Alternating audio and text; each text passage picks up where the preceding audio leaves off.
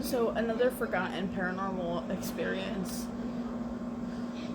is with my baby dad. So let's just call him R. We used to work together at a casino and we did graveyard shift. Our breaks would either be at 2 or 3 in the morning. Most of the time we'd take our breaks together because we were fooling around. At about 2, my break was at 2 in the morning. I thought he was taking his break at 2 in the morning as well. I went to 7-Eleven, so had to burp. When I was crossing the street from the casino to the 7-Eleven, it's a large street. It's 4 cars can go down, 4 cars can go up. It's a large street. Like, they even have a stopping point for people who are crossing the street in case you don't make the light. And when you crossing from the casino corner to that big street, there's an office building there, and in that office building, I don't know what's in there, it's an office building, but next to it is a bench where sometimes we would chill and eat, and he'd smoke and whatever. So when I'm crossing this big ass street, I see what I thought was him leaning on the wall of the building, which he doesn't lean on that wall to smoke. He'll sit behind it and smoke, or he'll sit at that bench and smoke, but he doesn't lean on that wall. So I'm like, what the fuck? So I text him, I'm like, why are you being a creep? He's like, what? I'm like, why are you just standing on the corner? He's like, I'm not. I'm still in the job. I'm like, no, you're not. You're standing right here.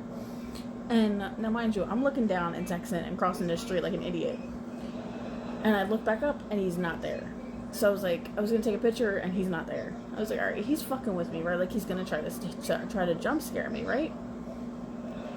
And he's like, no, I'm still in here. And he sends me a picture of the closet that he was in, like the janitor's closets. And I'm like, that's an old photo. Like, he's fucking with me. So I finally get across this big street and I go up the 1 block to get to the 7-Eleven. It's literally like corner block 7-Eleven.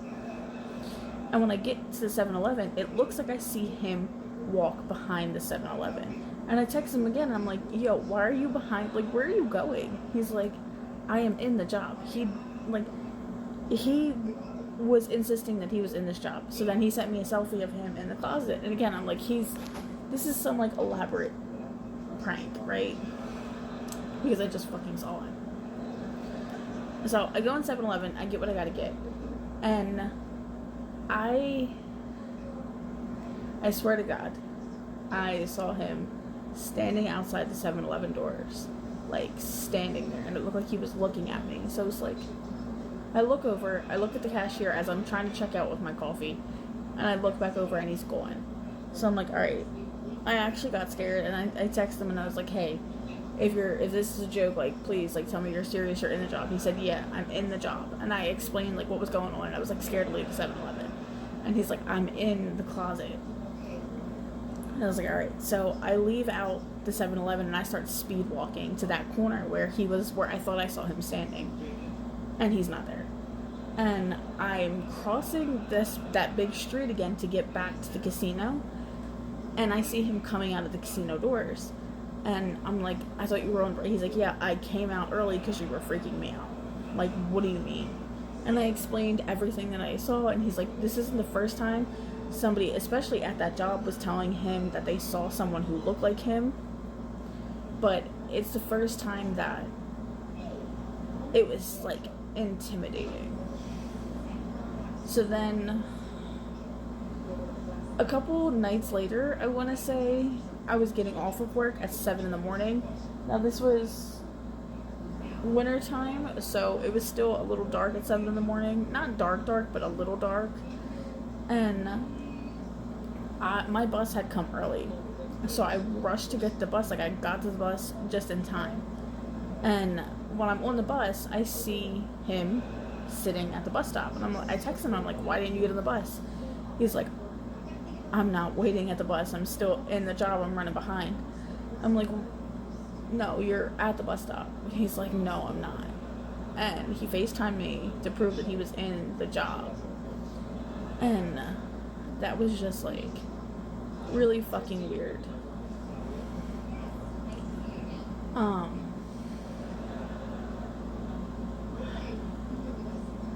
I'm actually getting uncomfortable talking about it because I forgot all of it. Like, I forgot the whole doppelganger thing. Because, I don't know why I forgot it. I really don't. But I only just remembered it the other week when I was telling him, oh, I saw someone who looked like you in ShopRite. And our son pointed to the guy and he was like, Dada, Dada. And the guy was like, no, I'm not your Dada. Because the guy was with his girlfriend. And then that's when he brought up, well, remember you used to see that person, or whatever it was, that looked like me, and it was like everything flooded back. So, he had got fired from the casino. And when I worked there for a couple weeks after he got fired, when I went on my lunch break at 7-Eleven to get coffee, I swear I saw him in the 7-Eleven. He lives nowhere near the 7-Eleven. He does not live near the casino. It would not have been logistically possible for him to come from his house to the 7-Eleven at 2 in the morning just to scare me and go home. Buses do not run at a certain time. An Uber would have been too expensive for a man who did not have a job at the time. So, I swear I saw him in the 7-Eleven. And he looked at me, and I looked at him, and he said something. I do not remember what he said. To this day, I do not remember what he said. I just remember feeling fear over my body. And when I, froze and I went to the cash register, I asked our cashier, I was like, hey, did you just see that guy that was talking to me? And he said, yes. I said, is that the guy that I used to come in here with all the time? And he said, yes. I said, that's not him, though. And he said, it was him, though. I said, it wasn't. He said, lady, you're not making any sense.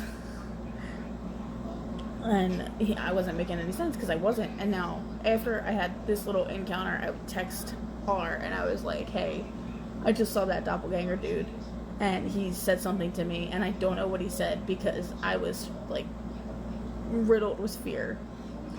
And he's like, he said something and then he sent me a video of him in bed proving that he was in bed. I was like, I believe you, I fully believe you.